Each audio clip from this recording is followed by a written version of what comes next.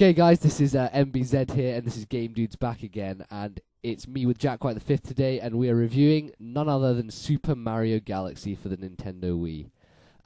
So there's simply one way in which you can describe this game, and that is epic. What the game is, essentially, is a platformer, just completely turned on its head.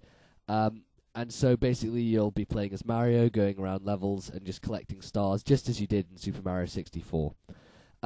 So the story itself is, it's pretty generic story. It's saving Princess Peach from Bowser. It's generally what you'd expect from any Mario game. So, JackWhiteV, your opinions on the story?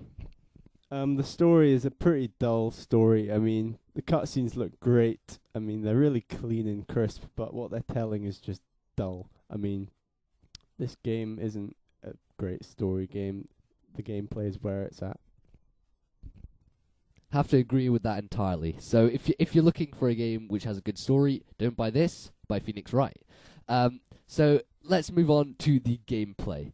In terms of being a game which has been long awaited since the days of Mario 64. I mean, Sunshine did its best, but in my opinion, Sunshine wasn't as good as 64.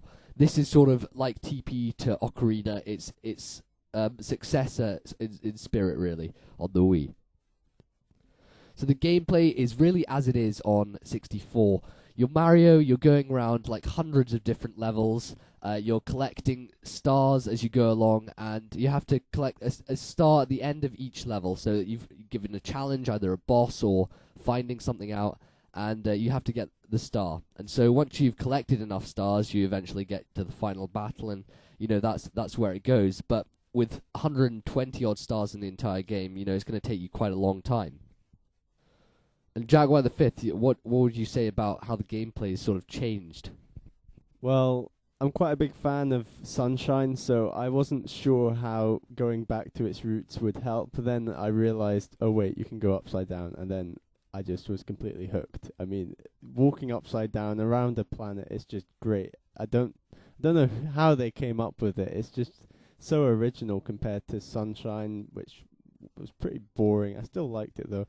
64, well, that was the original, and it had nothing to compare itself with. So, I mean, this really has redrawn the boundaries. It's just great gameplay. MBZ? I have to agree with exactly what you said there. I mean, it's just redefining a dead genre. I mean, the platform genre was going downhill, and then this game came along, and it just completely blew everyone's minds. So, there's lots of new additions to this game. I mean, in 64 you had like loads of power-ups and stuff, and like the original Mario games there's loads of different power-ups, and they've added like some new stuff into this as well, such as like the Bee power-up, the Boo power-up, and in fact you can even fly. You can fly properly, not with just the wings on your head and just floating about, but it's a much easier way of doing it. It looks so good on the Wii as well. Yeah, the new additions are great. I personally love the ice skating. I think it's just so cool how you can become Ice Mario and skate over lava. I mean, and to do it racing against Shadow Mario, for example, in one of the levels, I just loved it. It took me ages to do, but just doing it again and again, never got bored of it really. Yeah, the flying is great. I mean, it's proper flying, no gliding. It's just perfect. It's what Mario fans have wanted it forever. And well, I certainly did. And they came pretty close to it in Sunshine with the rocket and the hover, but none of it was actual flying. Whereas this, it's proper flying, and it's great. So here we are in one of the most epic levels of the game, which is the massive basin of water. And if you just have a look at this level, it is just awesome. The water graphics are something to be, it's something to be beaten, because water graphics as good as this, you don't get close very often. I mean, TP did quite a good job with the water. I remember saying that Star Fox on the GameCube had quite good water as well. But this just, I mean, if you're looking right now at that water on the screen, it's just mind blowing how well done it is.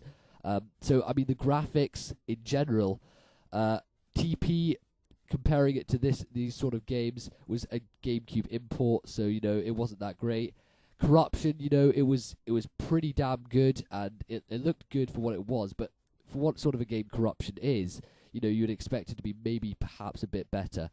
But for this game, the graphics are absolutely mind-blowing, and it's probably next to the gameplay in the most important aspect of the entire game. Yeah, I love the graphics. I mean, running around a planet and then see the sun rise up on the other side, it's pretty spectacular, and it really sort of, you'll squint with your eyes because it just feels so bright. And the water effects, I mean, I really like the water effects in Sunshine, and then they've just completely improved them again. I don't know how they did it, to be honest. I mean, 64, the water effects were pretty impressive at the time then. So to reinvent the water effects every game to this extent is absolutely mind-blowing. So now we move on to the music, and to be honest, the music isn't something that we normally talk about in terms of a game, but when it's music that is actually this good on a game, it has to deserve some mention. In terms of what they've done is they've kept like some classic tunes from, you know, original Mario games, but they've brought in some absolutely brilliant music, and the fact that it's all orchestrated as well just makes it all the better, because when Twilight Princess was released, people were kind of unhappy in the fact that it wasn't orchestrated, so you know that wasn't very good. But the fact that this is, and it's such a good score, you'll just be hearing yourself humming the tunes all the time. It's such a great thing. Yeah, I mean, the music's just becoming more important in games these days, and Nintendo had to pull off something spectacular just to keep up.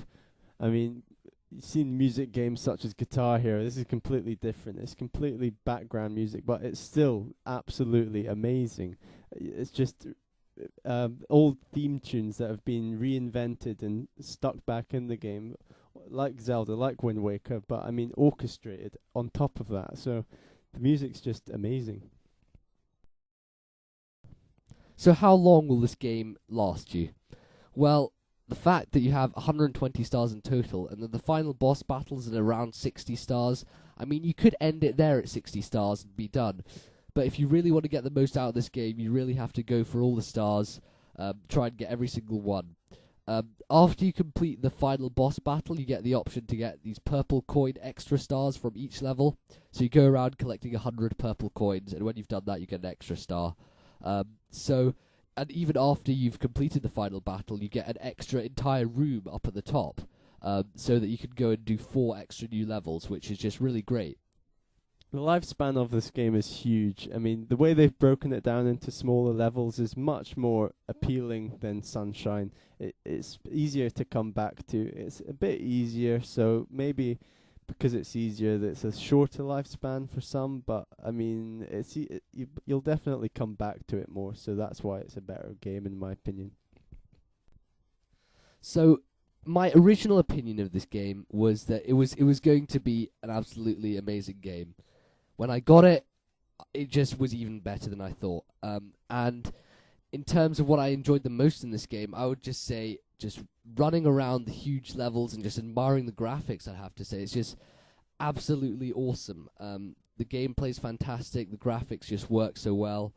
And the game mechanics in terms of, you're seeing now like riding along on a shell underwater, and it just glides really well, and it just works excellently. One of my favorite games on Wii, definitely. I mean, what do I have a gripe with? I don't know. Maybe I missed the C stick a bit, but the camera, it's still there. I mean, you'll miss Mario a couple of times behind a wall, but it really doesn't bother you.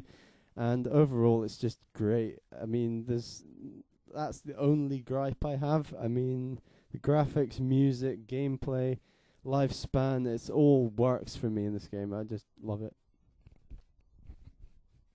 So we come to the final scores. I'd give this game a 9.7 out of 10. If you have a Wii, buy this game. Simple as. And I gave it 9.7 as well. This is probably the top game on Wii, definitely for single player, easily. Buy it. So a total of 19.4 out of 20, and that's pretty impressive. So if you want an awesome game, go buy Mario Galaxy. And yeah, that's us. So comment, rate, subscribe, guys, and should be back soon with another review.